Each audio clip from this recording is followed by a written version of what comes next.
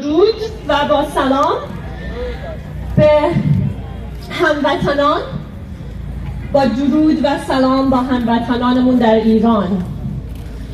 We are here to be the voices of a revolution led by young women involving every Iranian, heart and mind across the nation, across the globe. What's special about this revolution is that it did start with a generation of young people in Iran who have never seen freedom. And it is now absolutely global. One of the most violent things that this regime did is to separate us from our loved ones, from our family, from our language, from our homeland.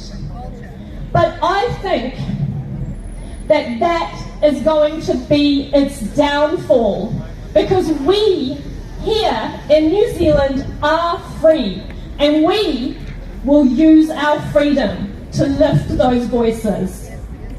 And I see you, all the non-Iranian Kiwis here, we see you, and it means so much that you're here. Because this revolution is about New Zealand's values too. It's about feminism, it's about democracy, it's about freedom and equality. New Zealand has always been at our best when we have stood as that principled voice on the global stage against apartheid, against the Taliban, and now it's time we act as a nation for our values to stand with the revolution in Iran.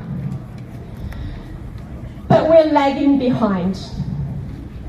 And we've heard already, Samir has already outlined all of the actions that have already happened. I think it's because of the pressure from communities within Europe, within Canada, within the United States, and in New Zealand, we're starting to see the government wake up a little bit. So yes, I did get to meet with the Foreign Minister and the Prime Minister and say all of the things that we're asking for, but the action hasn't come yet. So we need to hear the voices getting louder and louder now. What we're calling for is that New Zealand, like the rest of the world, says, we know who you are. We know who these criminals are. We know their names. We know their bank accounts. We know who funds them and who stands with them. They are wealthy with blood money that they've stolen from the Iranian people. We will freeze their assets. We will criminalize their funders. We will call them terrorists.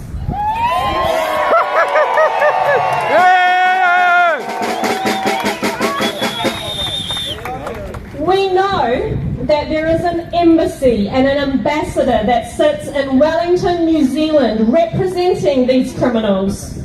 We know he enjoys the freedom of this country while he spies on Iranians here. That is not an embassy. He has never been here to negotiate diplomacy.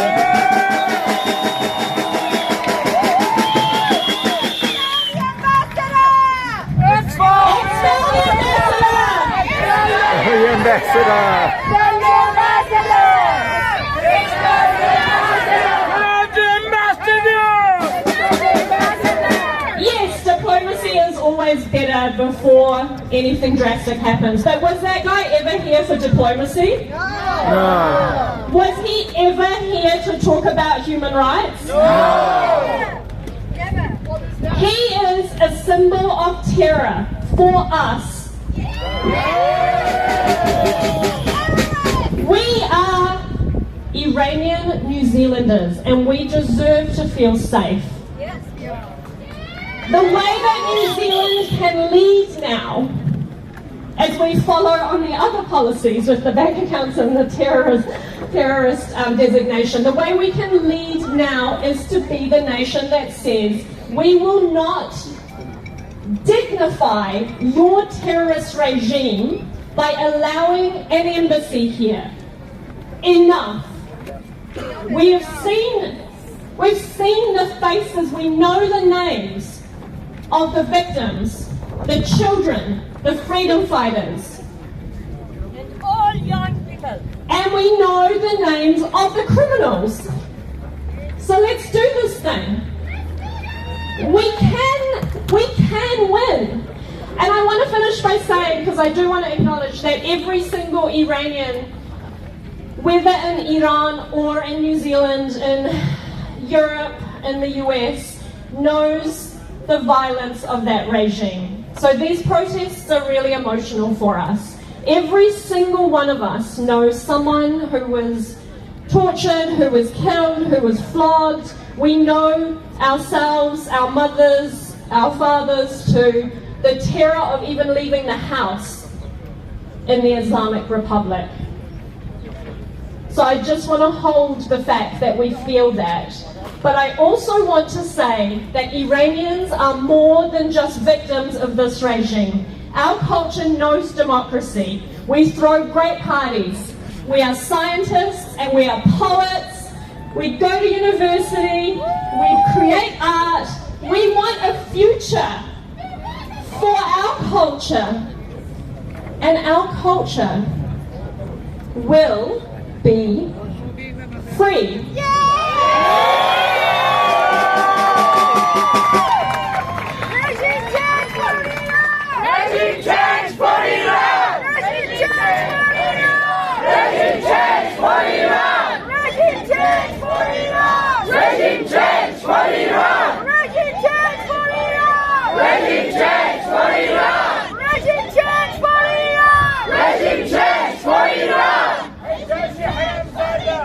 Thank you, everyone. We're going to hear